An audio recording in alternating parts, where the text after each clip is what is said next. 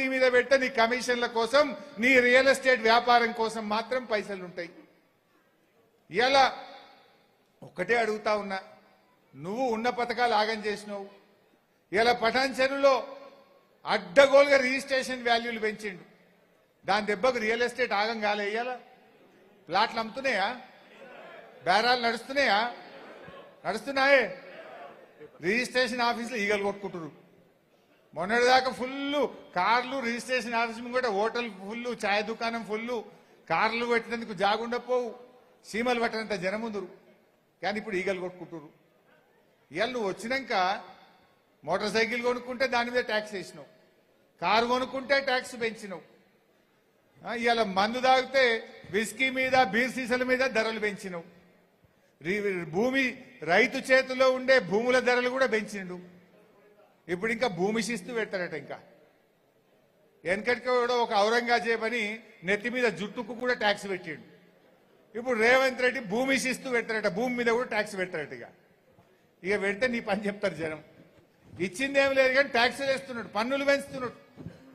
దీన్ని కూడా ఇవాళ రైతు సోదరులు గమనించాల్సినటువంటి అవసరం ఉంది. ముఖ్యంగా మన పటాన్ చెరువు పారిశ్రామిక ప్రాంతం, కొత్త పరిశ్రమలు ఏం లేవు. ఉన్న పరిశ్రమల్ని రియల్ ఎస్టేట్ వ్యాపారులకు అమ్మడానికి హిల్ టీపీ పాలసీ తెచ్చిండు. అంటే ఇక్కడ ఇండస్ట్రీలన్నీ పోతే ఇంత నౌకర్లు పోవాలనా? పటాన్ చెరువులో బతుకు తెరువు ఆగం కావాలనా? ఇలా పటాన్ చెరువు ఇంత అభివృద్ధి చెందడానికి పరిశ్రమలు వచ్చినాయి. మీకు ఇంకా మంచిగా అర్థం కావాలంటే రేవంత్ రెడ్డి ఎంత అబద్ధాల కోరు అంటే, మన దగ్గరే సిగాచి ఫ్యాక్టరీలో పెద్ద ఇన్సిడెంట్ జరిగింది. దురదృష్టవశాత్తు 54 మంది చనిపోయింది. రేవంత్ రెడ్డి వచ్చి ఏం చెప్పిండు ఆ రోజు? ₹1 కోటి ఇస్తా అన్నాడు. ₹1 ఇస్తే ఒట్టు. ఆ ఫ్యాక్టరీ వాళ్ళకి ఇచ్చే పిఎఫ్ఓ, ఈఎస్ఐఓ, ఇన్సూరెన్సో గదే 30-40 లక్షలు వచ్చినాయి తప్ప ఇవాళటికి ₹1 కోటి రాలే. రేవంత్ రెడ్డి అనే వ్యక్తి ₹1 ఇవ్వలే. ఇప్పుడు ఏడాది దినం కూడా అయిపోయింది. పాపం చచ్చిపోయిన వాళ్ళ ఏడాది దినం కూడా అయిపోయింది. అంటే నీది నోరా మోరా? అరే నువ్వు వచ్చి చచ్చిపోయిన శవాల మీద కూడా అబద్ధాలు ఆడతావా రేవంత్ రెడ్డి? ఎవడన్నా దేవుని మీద ఒట్టు పెట్టి అబద్ధం ఆడతావు, శవాల మీద చెప్పి కూడా మోసం చేస్తావా? భద్రాద్రి రాముడి మీద ఒట్టు పెట్టినా 15 ఆగస్టుకు రుణమాఫీ చేస్తా అంటివి, రైతుల్ని మోసం చేస్తేవి. సిగాచి ఫ్యాక్టరీ కాడికి వచ్చి శవాల మీద ప్రమాణం చేసి ₹1 కోటి ఇస్తా అంటివి, ఏడాది అయిపోయినా ఇప్పటికీ ₹1 కోటి ఇవ్వైతివి. దేని మీద మాట మీద నిలబడ్డావు? ఏ ఒక్క మీద నిలబడలేను. అందుకే ఇవాళ ప్రజలు ఒకటిగా దూరం అవుతా ఉన్నారు. ఇలా బీఆర్ఎస్ ప్రభుత్వం వచ్చినాక ఎన్నో మంచి పనులు చేసినాం. మనం అమీన్పూర్ మండలం చేసుకున్నాం, కొత్త మున్సిపాలిటీలు చేసుకున్నాం, ఎన్నో మంచి కార్యక్రమాలు. మైపాలన్న ఏం చెప్తే జీవో ఇచ్చిన నేను. అరే మార్కెట్ కమిటీ కావాలంటే సాయంత్రం కల్లా జీవో ఇయ్యలేదా?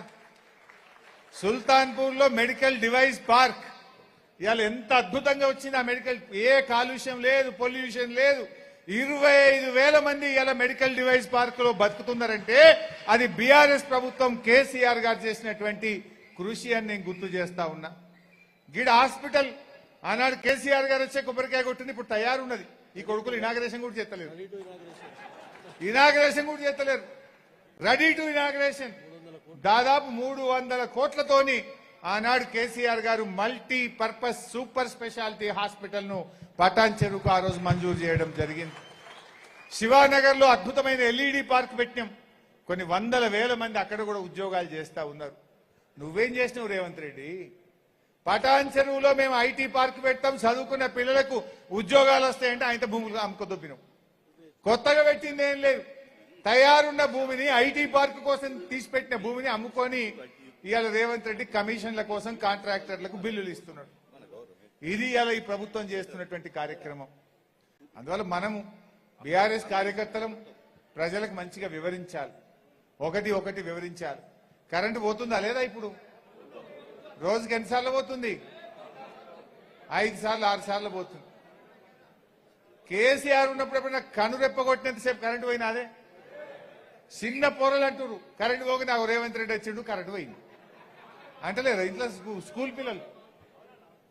ఇవాళ కరెంటు కూడా నడపలేకపోతున్నాడు.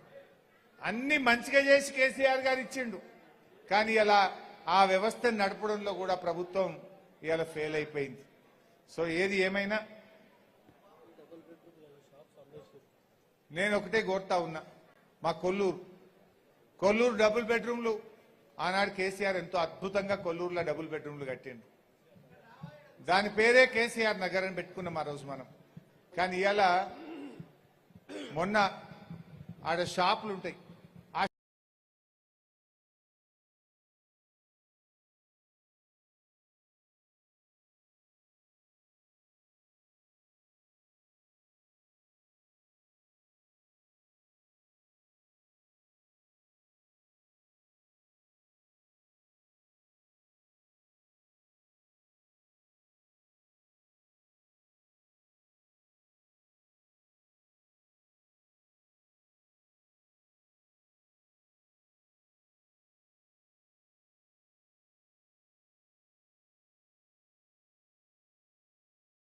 అన్ని జిల్లాల కంటే ముందు స్థానంలో ఉన్నది.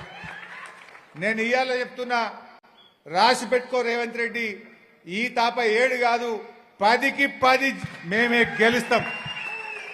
ఒకవేళ సీట్లు పెరిగితే ఎన్ని వెలిసినా మేమే గెలుస్తాం. మొన్న రేవంత్ రెడ్డి అంటుండు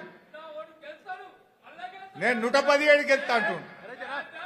రేవంత్ రెడ్డి నువ్వు 117 గెలవవు, 1+1+7 నువ్వు గెలిచేది 9 సీట్లు మాత్రమే. రాష్ట్రంలో మళ్ళా ఎన్నికలు వచ్చినా నువ్వు గెలిచేది 9 సీట్లే. రాసి పెట్టుకో మిస్టర్ రేవంత్ రెడ్డి. నిన్ను నీ కొడంగలనే కొట్టినాం కదా, నిన్ను నీ కొడంగలనే ఒడగొట్టినాం పోయిన తప్ప. నీ అబద్ధాలతోని మాయమాటలతోని నువ్వు ప్రజలను తప్పుదారి పట్టించి అడ్డదారులు గెలిచినావు. ఇప్పుడు రా ప్రజల్లోకి చెప్తారు నీకు. నువ్వేదో మేకపోతు గాంభీర్యం ఇంకా ఏదో మాట్లాడేటువంటి ప్రయత్నం చేస్తా ఉన్నావు. బట్ ఏదైనా కూడా ఇవాళ పాలేందో నీళ్ళేందో తేలిపోయింది. తప్పక మళ్ళీ మన బీఆర్ఎస్కే భవిష్యత్తు ఉంటుంది. బాగా లేట్ అయింది కనుక నేను ఎక్కువగా ఉపన్యాసం ఇవాళ పొడిగించదలుచుకోలేదు. బట్ ఎస్ఐఆర్ ప్రక్రియ మీద దృష్టి పెట్టండి, చాలా చాలా ముఖ్యమైనది. ఎట్టి పరిస్థితుల్లో అప్లికేషన్ ఫామ్ నింపాల్సిందే. మా అమీన్పూర్ జర వెనుకబడ్డది. మా అమీన్పూర్ బీఆర్ఎస్ కార్యకర్తలు బీఆర్ఎస్ నాయకులు ప్రత్యేకమైన దృష్టి పెట్టి దరఖాస్తులన్నీ కూడా నింపి తప్పకుండా అందించాలని చెప్పి మరొక్కసారి అందరినీ కోరుకుంటూ జై తెలంగాణ, జై తెలంగాణ.